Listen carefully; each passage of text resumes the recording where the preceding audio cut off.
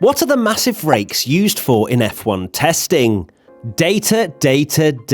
That's what the teams are after when they're carrying out huge amounts of laps during F1 testing. Something that always catches the eye when the cars circulate the track, usually in the morning session, are the big old aero rakes that are attached to the car. Why are they used, and what sort of information do the teams get from them? You've come to the right place to find out. Firstly, let's cover why they normally always run them in the morning. These aero rakes are, unsurprisingly, pretty time-consuming to put onto the car, so the teams will spend some time assembling it before the session, ready to make the most of the 8 hours of testing ahead of them. Remember, any time lost in the pit lane means less track time, which in turn means less information. Thankfully for the teams, they're pretty easy to get off the car, so that's why it makes the most sense running them straight out the blocks when the green light is shown at the end of the pit lane at the start of the day.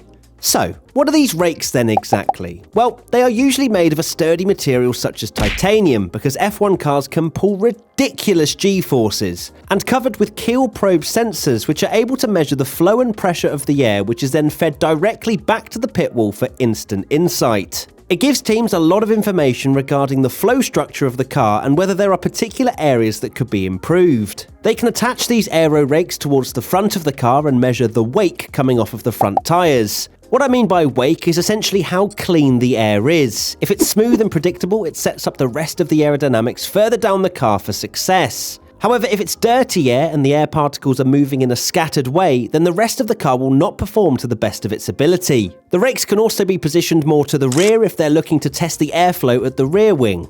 All of this information, plus other testing bits and bobs such as using Flowvis paint, gives the teams a great indication of how the air travels through the car, the overall flow structure, and then can help direct where the team needs to focus their upgrades on, whether that be the front wing, side pods, rear wing, and so on. Hold up, I see you there. Not subscribed to this WTF1 YouTube channel. We are so close to 1 million subscribers, so please click that beautiful red button. Love ya. Running these tests must be the most nerve-wracking moment for the aerodynamicists who've been responsible over the winter for the development of the car up until now. So many questions and doubts would be running through their minds. Could we have done something differently with the side pods? Should we have chosen another direction? Was the simulation as accurate as I said in that meeting? I don't envy being one of those team members as the car goes out with what can only be described as scaffolding on the car.